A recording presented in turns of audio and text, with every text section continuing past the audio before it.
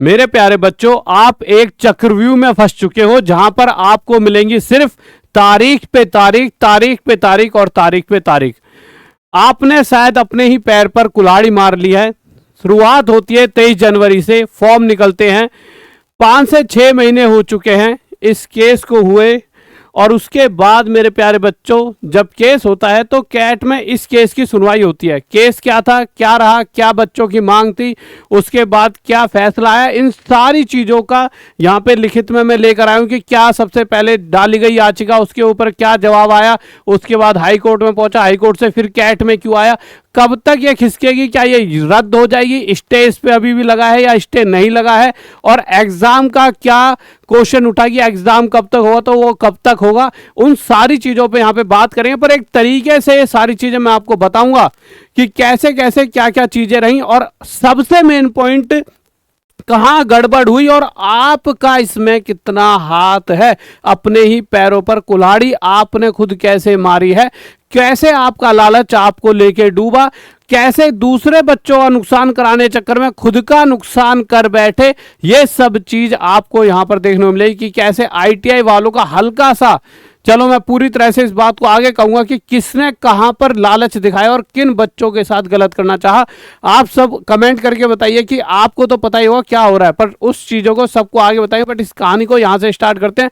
ये कहानी स्टार्ट होती है 23 जनवरी से, ग्रुप डी के फॉर्म निकलते हैं। उसके बाद मेरे भाई इसमें कह दिया जाता है कि मतलब कि 23 जनवरी 5 से 6 महीने अभी तक हो चुके हैं। तो जब शुरुआत होती है तो कैट में ये सुनवाई होती है, उसके बाद ये केस पहुंच जाता है हाई कोर्ट। अब ऐसा क्या हुआ, क्यों पहुंचा, हाई कोर्ट की जरूरत क्यों आ गई, उसकी बात करेंगे।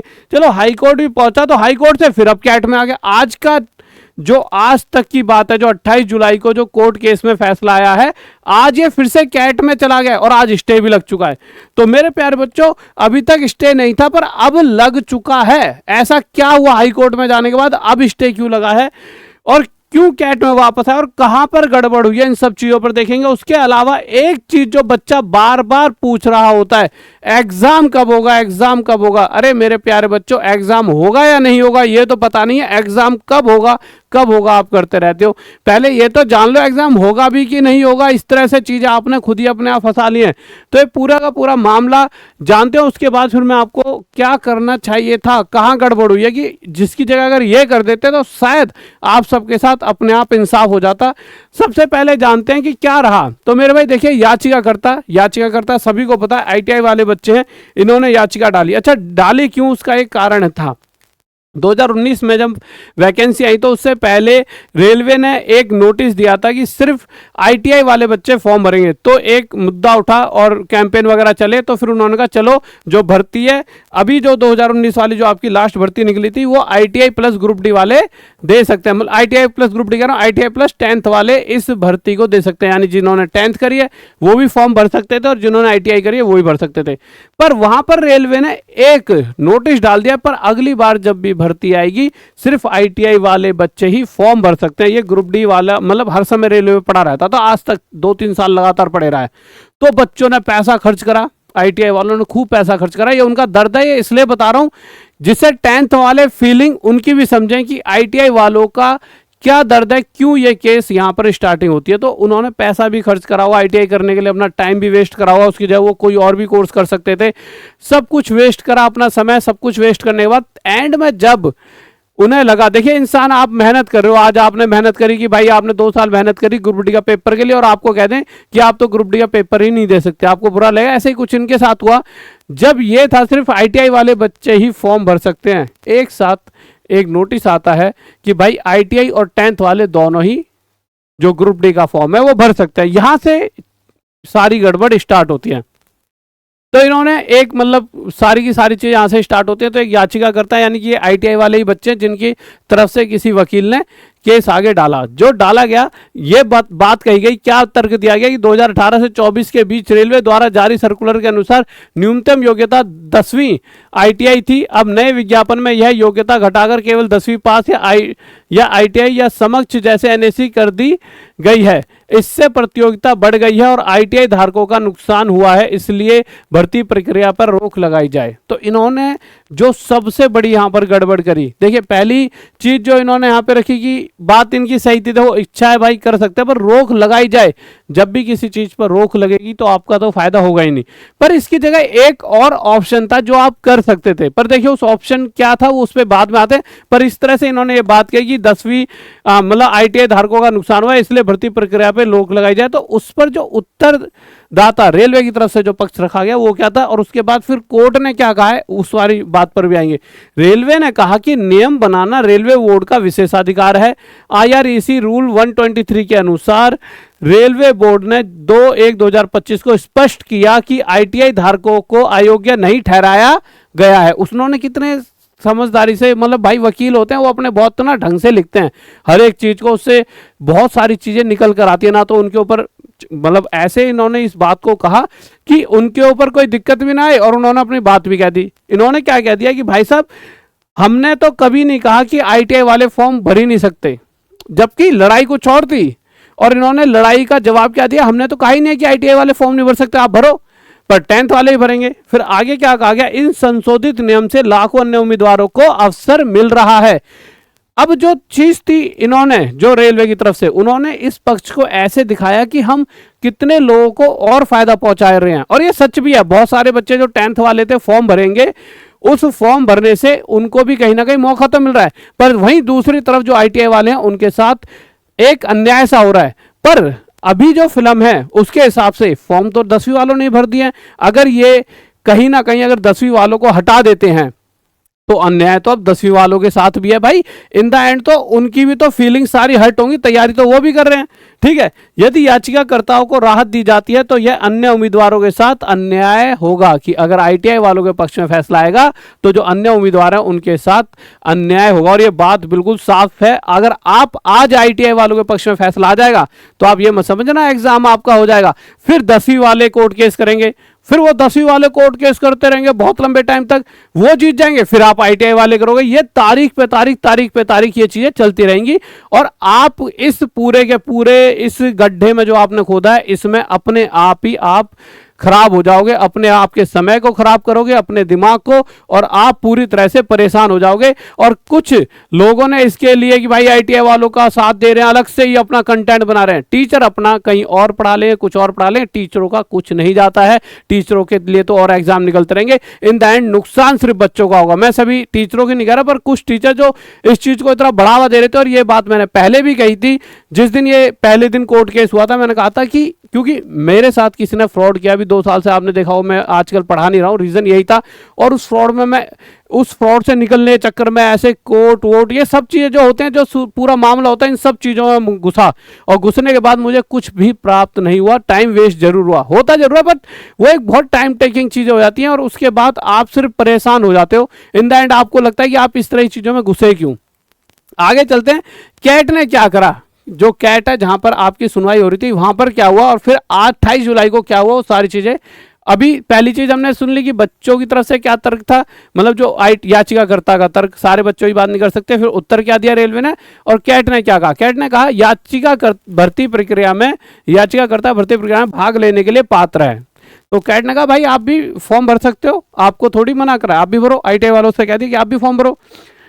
उन्हें बाहर नहीं किया गया है। यह याचिका जनहित याचिका PIL जैसी है, जिसमें वे अन्य उम्मीदवारों को बाहर करने की मांग कर रहे हैं। यानी कहना साफ साफ उनका भी सही है कि आप एक तरह से खुद तो फॉर्म भर सकते हो, पर आप कह रहे हो दूसरे लोगों को पूरी तरह से बाहर कर दिया है, उनका भी पूरी तरह से नुकसान। यानी कि कोई भी फैसला ऐसा कभी सुनाया ही नहीं जा सकता जिसमें कि आपका इतने फायदे को, इतना बड़ा फायदा करने चक्कर में दूसरे वाले को बिल्कुल ही जड़ से खत्म कर दिया जाए। बहुत बेसिक सी चीज है ना, ये तो नॉर्मल पंचायत भी होती तो उसमें भी इस चीज के ऊपर वो रखा जाता। नीति निर्धारण सरकार रेलवे का कार्य है, इसमें न्यायाधिकरण हस्तक्षेप नहीं करेगा। याचिका, उन्होंने साफ साफ कह दिया ये रेलवे का कार्य है, इसमें न्यायाधिकरण हस्तक्षेप नहीं करेगा। याचिकाकर्ताओं के मौलिक अधिकारों का कोई उल्लंघन नहीं हुआ है। आप जो याचिकाकर्ता है नहीं, वही ITI वाले बच्चों का कोई भी मौलिक अधिकारों का उल्लंघन नहीं हुआ, इसलिए अंतरिम राहत स्टे देने की याचिका स्वीकार की जाती है। अब आप कहोगे सर ये स्टे तो नहीं दिया गया, ये बात तब की है जब पहले कैट का रोल था, फिर उसके बाद इसने स्टे से मना कर दिया। तो बच्चों ने कहा यार स्टे नहीं हो रहा। अरे एक बात बताओ, स्टे लेना क्यों है, कुछ और चीजों पर बहस होनी चाहिए थी, बहस हो रही है स्टे, जिस दिन रोक लग गई भर्ती पे उसके बाद आपके पक्ष में रह क्या गया, फिर भी चीजें बहुत लंबी खिंच जाएंगी।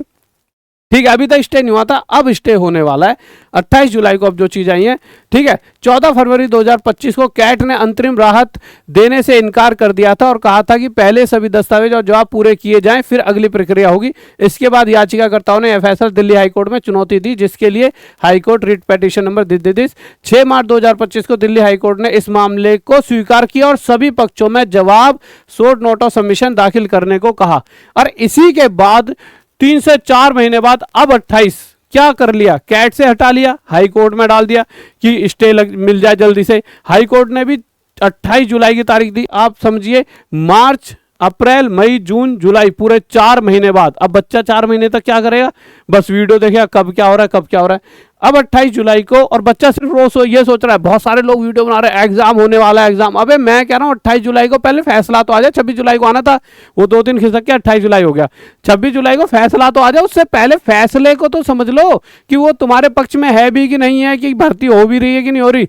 तुम सब सिर्फ अरे एग्जाम कब होने वाला है, सब ने वीडियो डाल रखी है, उस तारीख को हो सकता है, ये हो सकता है। कैसे हो जाएगा, कोई कह रहा है कि अगस्त में हो जाए, कोई कह रहा है सितंबर। अरे बेटे अभी तक तो मतलब बहुत सारी चीजें होती हैं, तभी अभी तो इतना इजी नहीं है। इस खेल से आप घुस तो गए इस खेल में, ठीक है। यहाँ पर आपने सोचा कि भाई पूरा पैर काट देंगे 10th वाले जो बच्चे उनका, पर इन द एंड अपने ही पैर पर तुमने कुल्हाड़ी मार लिए। बुरा लग रहा होगा पर ये मैं सच्चाई बता रहा हूँ। इसका दूसरा भी तरीका था जो आप कर सकते थे, और 10th वाले इस बात को पूरी तरह समझ रहे होंगे कि कहाँ गड़बड़ हुई है। 10th वालों का भी और दुख बढ़ा दिया तुमने, ठीक है। क्योंकि मामला जब दिल्ली हाईकोर्ट के विचाराधीन है, इसलिए कैट ने कहा कि हम फिलहाल इस पर आगे नहीं करें, क्योंकि हाईकोर्ट में चला है तो कैट ने कुछ भी नहीं कर दिया। इस कैट ओरिजिनल एप्लीकेशन एवं बिना अगली तिथि दिए अनिश्चितकाल के लिए स्थगित कर दी। अब इन द एंड क्या हुआ, हाई कोर्ट ने फिर से ये कैट को दिया। रीजन क्या है, क्योंकि ये सारे मामले कैट को ही सॉल्व करने हैं। कैट क्या है, कैट के बारे में अगर मैं आपको बताऊं कि कैट क्या है मेरे प्यारे बच्चों, तो कैट के बारे में, कैट को क्यों दिया गया है, ये सारी चीजें बताता हूं। उससे पहले अच्छा, एक मैथ्स माफिया नाम से एक लाइव बैच, बहुत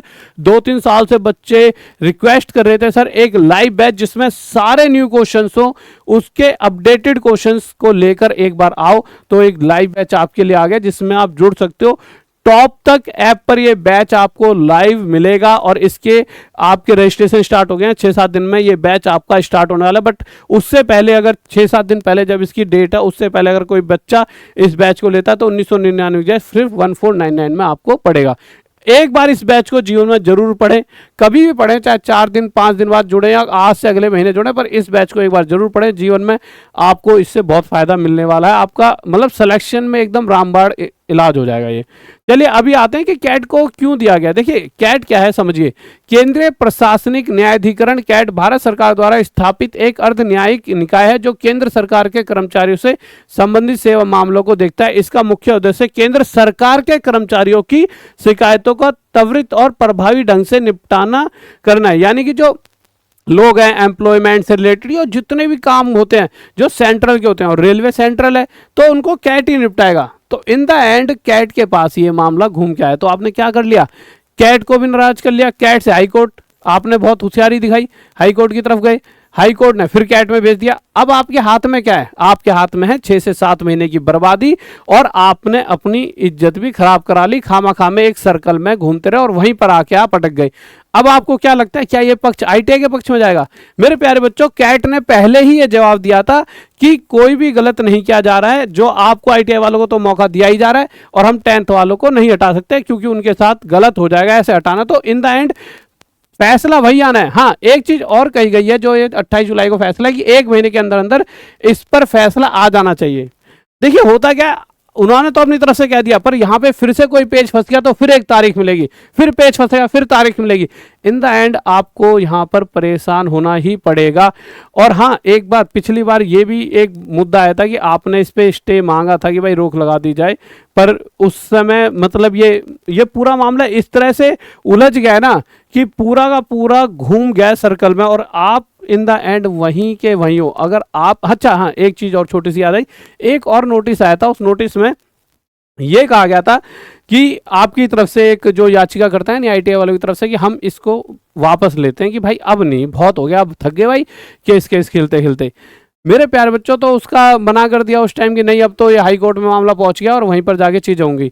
जब ऐसा ही करना था तो गुस्से क्यों थे? इसका एक सिंपल सा सॉल्यूशन था जो हर बार हम सब करते हैं, वो सिंपल सा था, सभी टीचरों को मिलकर बात करनी चाहिए थी और एक ट्विटर कैंपेन वगैरह चलाना चाहिए था और इंक्रीज करनी चाहिए थी सिर्फ भर्ती इंक्रीज करनी चाहिए थी। परंतु इसमें दिक्कत क्या हुई, और जो आजकल चल भी रही है, एक या दो टीचर कोई भी एक मुहिम, पहले क्या होता था, रेलवे के जो जितना भी एक टीचरों ग्रुप है सब आपस में बातचीत करके बच्चों के हित में चीजें करने की कोशिश करते थे और बहुत समझदारी से कि भाई इसका फायदा क्या है, घाटा क्या है, बच्चों के पक्ष में जाएगी बात, विपक्ष में जाएगी। पर आजकल क्या हो रहा है, एक दो टीचर अपना पूरा चैनल चमकाने के लिए आजकल इस तरह की चीजें छेड़ दे रहे हैं कि हम इनके साथ हैं, आईटीआई वालों के साथ, और वो पूरा चैनल तो उनका चमक रहा है, उनकी चीजें तो अच्छी हो रही हैं, पर इन द एंड बच्चों का नुकसान हो रहा है। क्योंकि इस चीज पर अगर पहले से ही बात होती तो इन द एंड यही निकल कर आता कि यार कि ना, इस तरह से करने से बच्चों का नुकसान होगा, टाइम वेस्ट होगा। क्योंकि टीचरों ने बहुत सारी दुनिया देखी है, बहुत सारे टीचरों के अलग थॉट्स होते हैं।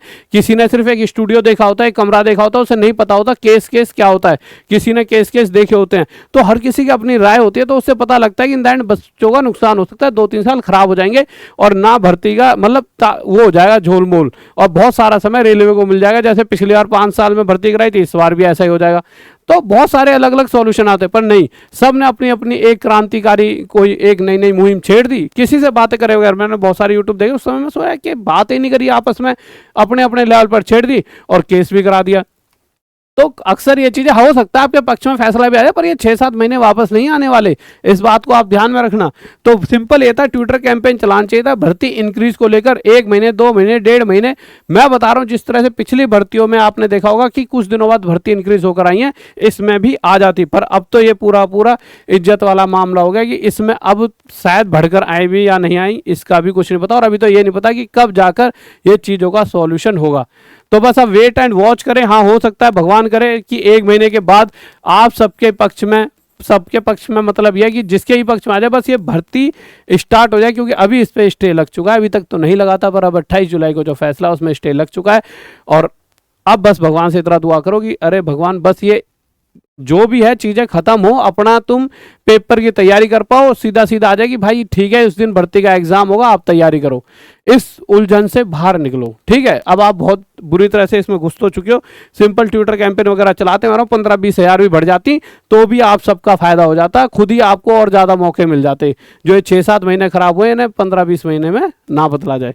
तो बस मैं तो ये एक आपके बड़े भाई के तौर पे मैं समझा रहा हूँ। अगर मेरा कोई छोटा भाई होता मैं उसे भी यही समझाता, क्योंकि मेरे साथ तो बहुत सारी ऐसी चीज़ें, ऐसे कुछ फ्रॉड हुए हैं जिनकी पीछे मैंने, भाई फ्रॉड हुआ, मैंने अब तो सबको बताऊंगा, ये करूंगा, इन्होंने मेरे साथ करा, इनको मैं अपनी तरफ से सारे शासन प्रशासन सब जगह मैंने, बट इन द एंड कुछ नहीं निकल के आता, आपका समय ही खराब होता है। बहुत इतना ईजी नहीं है ये सारी चीज़ें। ठीक है, चलिए वो एक अलग चीज़ है। बट इसके साथ साथ मेरे प्यारे बच्चों, मैंने बताया कि आपके लिए एक लाइव बैच स्टार्ट कर दिया, जिस चीज़ की आप सभी को डिमांड थी। ठीक है, तो इस बैच में आपकी एक डेट यहाँ पर फिक्स है हमारी, 10 दिन बाद ये बैच स्टार्ट हो जाएगा।